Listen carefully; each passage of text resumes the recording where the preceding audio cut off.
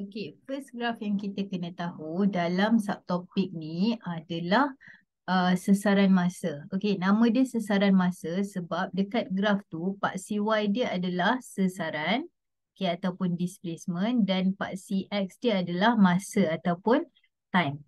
Okay, so kita kena faham dalam exam bila dia nak tanya soalan lah, contoh dia bagi kita graf, biasanya dia akan tanya macam mana nak interpret graf tu. Maksudnya dalam graf tu dia tanya apa yang kita tahu pasal graf tu. Okay, macam contoh sekarang ni bila kita ada graf sesaran masa, bila kita kira kecerunan, sebenarnya maklumat yang kita dapat bukan kecerunan je.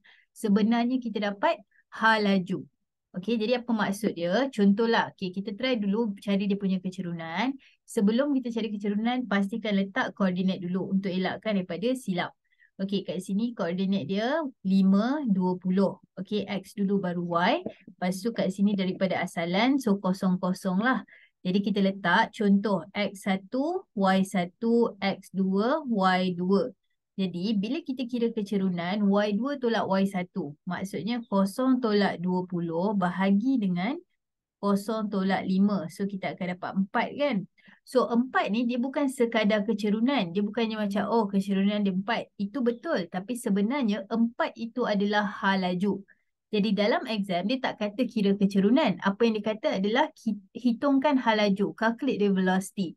So, kita yang kena tahu, bila kita nak calculate velocity, kita kena calculate dia punya gradient. So, dekat sini dia punya kecerunan adalah 4. Maksudnya, hal laju dia adalah 4 juga. So, unit dia adalah meter saat negatif 1. Okay, lagi satu cara nak bayangkan adalah tengok 20 ni adalah sesaran kan, unit dia meter. 5 ni adalah masa, so unit dia adalah saat. Jadi, meter per saat, ms negatif 1 lah. So, ini adalah dia punya hal laju. Okay. Jadi untuk sesaran tak banyak sangat benda dia boleh tanyalah sebab memang satu benda yang kita boleh dapat iaitu hal laju. Okay, jadi kita try tengok yang kedua. Ini adalah graf sesaran masa juga. Ini sesaran, ni masa, displacement time.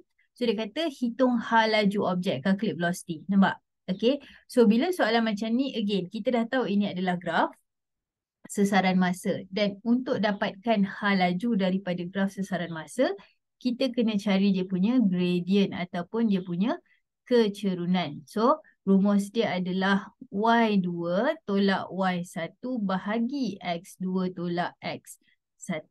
Jadi, jangan lupa koordinat dulu. Kalau tak letak koordinat, nanti kan kita takut masukkan nombor tu salah. So, bila masukkan nombor salah, kecerunan kita akan salah. Jadi, ini adalah 4, 10. Ini adalah 0, 5.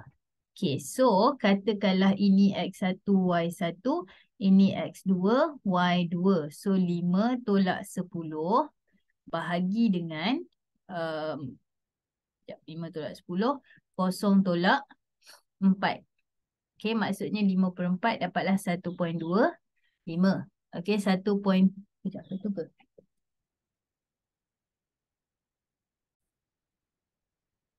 Okay, betul 1.25 dan unit dia adalah ms negatif 1.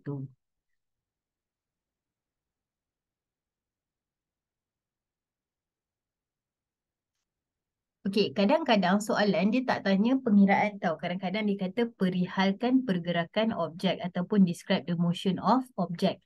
Okey, untuk faham benda ni paling utama kena faham bahawa kecerunan adalah hal laju. Okey, kecerunan adalah hal laju.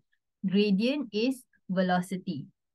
Okey, so kita tengok graf pertama. Graf pertama, gradient dia adalah constant. Okey, gradient dia adalah seragam. Kecerunan dia seragam. Ataupun malar lah. Cakap malar. So, mana kita tahu malar? Okey, kalau straight line je malar. Itu yang korang simpan dalam kepala. Straight line je mesti malar. Okey, so kalau kita tengok kat sini, mula-mula garisan dia macam ni. Lepas tu garisan dia macam ni. Nampak macam dia naik atas kan? Tapi sebenarnya, cuba tengok kecerunan dia sama je. Okey, kecerunan dia sama sahaja. Maksudnya angle dia daripada sini adalah sama sahaja. Jadi bila M malar, maksudnya V adalah malar. Jadi untuk perihalkan pergerakan objek dalam graf pertama, jawapan dia adalah hal laju malar. Okey, constant velocity ataupun uniform velocity. Okay, benda yang sama kita try kat sini. Okay, mula-mula graf dia macam ni, kemudian graf dia macam ni. Okay, so kalau kita tengok nampak macam, okay, nampak macam naik, tapi cuba kita letak sebelah-sebelah. Nampak tak? Mula-mula dia cerut, tapi lama-lama dia jadi hampir flat.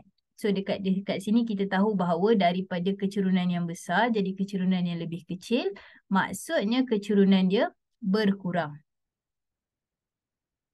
Okay, jadi kalau dah kecerunan berkurang, dan jangan lupa salin je, tukar je huruf M ni kepada V. Maksudnya V berkurang. Hal laju berkurang. Velocity decrease. Okay, kita try tengok yang ketiga. Mula-mula kecerunan ni macam ni. Lepas tu kecerunan ni macam ni. Jadi mula-mula dia macam hampir nak flat kan, horizontal. Tapi lepas tu dia naik. Maksudnya dia punya kecerunan bertambah. Okay, kecerunan dia bertambah. Jadi buang je huruf M tu. Kita tahu M dan V adalah benda yang sama. Jadi perihalkan pergerakan objek untuk graf ketiga, laju dia bertambah. Okay, jadi kita tengok kalau macam contoh soalan untuk graf sesaran masa, tak banyak benda dia boleh tanya. Jadi ni di antara benda yang dia boleh tanyalah. Okay, contoh soalan exam kita tengok satu. Dia cakap dekat sini, antara berikut. Okay, which of the following displacement time graph represent uniform deceleration? Maksudnya dia nak graf mana yang nyah pecutan. So, kita tengok dulu nyah pecutan. Kita tahu hal laju berkurang. So, hal laju berkurang maksudnya kecerunan kena berkurang. Yang pertama, kecerunan adalah sifar. Nampak tak? Dia flat. Maksudnya dia tak bergerak langsung. Okey. Yang kedua, mula-mula kecerunan ni macam ni. Tapi lama-lama kecerunan dia bertambah. So, ini maksudnya kecerunan dia bertambah. Jadi, hal laju bertambah. Pecutan lah. Okey. Yang C adalah, nampak tak? Dia straight line. So, bila straight line, maksudnya kecerunan dia malah. Jadi, hal laju dia malah. Okey, bila hal laju malah maksudnya dia tidak ada pecutan. Jadi jawapan dia adalah D sebab kita tengok kecerunan dia mula-mula tinggi macam ni. Tapi lepas tu dia makin makin rendah kecerunan dia. Okey, maksudnya mula-mula macam ni gunung yang tinggi tapi macam lepas tu macam bukit je. Jadi bila kecerunan berkurang maksudnya dia adalah nyah pecutan. So itu adalah secara ringkas tentang graf sesaran masa.